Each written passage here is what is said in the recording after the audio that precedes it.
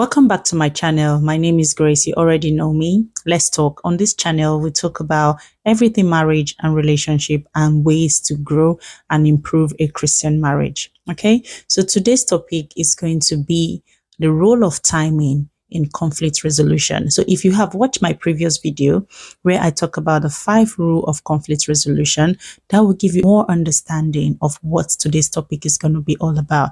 Just in case you haven't watched it, we're not going to be stingy, we're not going to be greedy, we're going to just explain to you, we'll breeze through, but that video gave an in-depth explanation of the 5 rule of conflict resolution. So, but let's just breeze through it so that it gives you context to what we're going to discuss today. Okay, so number 1 rule of conflict resolution is your tone. So you have to be mindful of your tone. When your tone is getting high during conflict with your partner, make sure you bring it back down. Don't let yourself to hear only yourself talk. When it's becoming so loud, at that point, whatever your partner is saying doesn't make sense to you anymore. You just want to hear yourself talk. It's a very dangerous place to be in. Okay, so make sure your tone is calm and you're not shouting, because when you are, it becomes very aggressive and loud. Okay, number 2 is make sure that the words that you say to your partner do not leave a scar. I know you're upset, but be mindful of the choice of words you use, because imagine that after that conflict, your partner and yourself will make up, definitely by God's grace. And imagine making up after that conflict and your partner is thinking, I can't believe she said that to me. I can't believe he used those words on me. So it's going to leave a lasting scar. So be mindful of the kind of words you use, even in the heat of the argument. Okay. Number 3 is do not bring your family and friends into the issue. For example, saying things like your parents did not raise you well, you're not intelligent enough to have good friends, your friends are corrupting you, your friends are wayward, that's why you're wayward, stuff like that.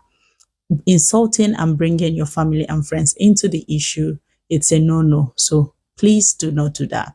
Then I think number 4 that I mentioned in that video is taking breaks, just in case in the middle of the conflict you feel like I can't get hold of my emotions at the moment, I need to take a break and then I will revisit the matter. Beautiful. So that is another way to calm yourself. Okay, just walking away because you can't manage your emotion at that point is not a step in the right direction. Okay, so I would advise that if you are going to step away and take a break, which is beautiful, but make sure that you tell them that at this point I can't get hold of my emotion, I would like to take a break and come back in the evening, we can revisit this issue. So let them know that you are stepping out of this heat, that you're going to come back and revisit the issue. That's more respectful. All right. Last but not the least that I also mentioned in that video is staying on topic. So oftentimes I see couple when they're having conflicts, that's when they remember what happened yesterday, what happened last year, what happened last month. No, that is going to aggravate the issue. So stay on topic. What is the cause of this argument, the cause of this conflict? Let's discuss it, solve it, and move on. So now you have an idea of what we discussed in the last video, which was 5 rules of conflict management. I'm going to tell you today, the topic that we're about to discuss is the role of timing in conflict management. So as Christians, we know that we are not leaning on just our own understanding, because we know that when there is a heat, there's a conflict, the devil always look around, try to make sure that he puts more fuel, try to make sure that he manipulates our minds to make sure there is no peace in our home. Remember what the Bible says, that the devil comes to steal, to kill, and to destroy. So if we leave our doors open, leave the cracks in the wall, he will definitely come in. So, and in order not to give him that space, we need to be alert spiritually. So the role of timing in conflict resolution, I want to open your eyes to this little secret. Trust me, is tested and trusted, and it will help you a lot. So you know that point in your marriage when you're having conflict with your partner, and let's say, for example, it's in the morning, you guys are already dressed to go to work, and then something happened and there was a heated conversation, disagreement, and everybody's angry. And then maybe you just dress up, carry your bag and walk out of the house, or your husband pick up his key and walk out of the house. So everybody's angry. You are now separated from that space. No, you're not together in that space. So one person is out and the other person is in. So there is a point Because once you're separated like that, you start getting angry within yourself, individually, wherever you are, you're upset within yourself. How can he do that to me? How can she do that to me? So there's that point where you are having that heated argument in your head alone. So that's the first. So there are stages. At the start of the argument that morning, that's the stage we call the initial stage. Okay. And then when the argument begins to get so heated up that you're not understanding each other anymore, that you're no longer communicating, it seems like everybody is now upset. That stage is the heated stage. Then the stage where your husband picks up his car key and walks out, or you pick up your car key and walk away, that's the abandonment stage. So it's at that point that the devil begin to speak to you, telling you more points to say. Don't listen to him. He can't win this. It's your call. This is one excuse to give. Okay, he's trying to bring up this point. Counter it with this point. So the devil is trying to instigate that issue, trying to make sure that it gets heated more. So the next stage is the abandonment stage.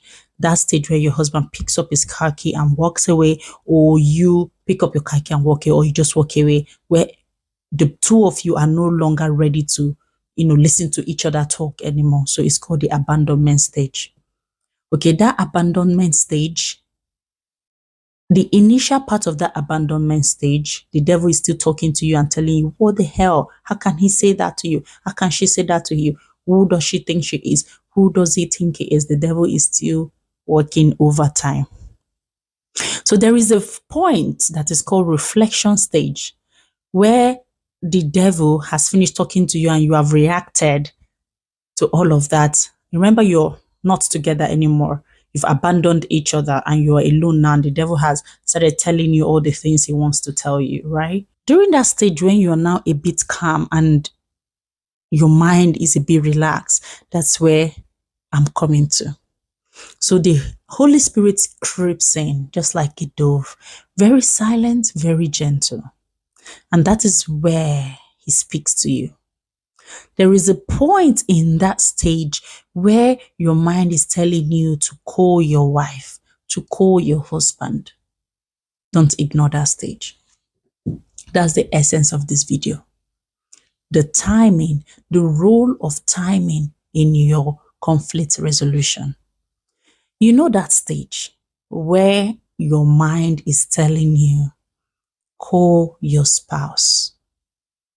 If you miss it, you've missed it. At that point where the Holy Spirit is telling you, call your spouse, guess what? He's telling your spouse to get ready to receive you. He's softening the ground for you.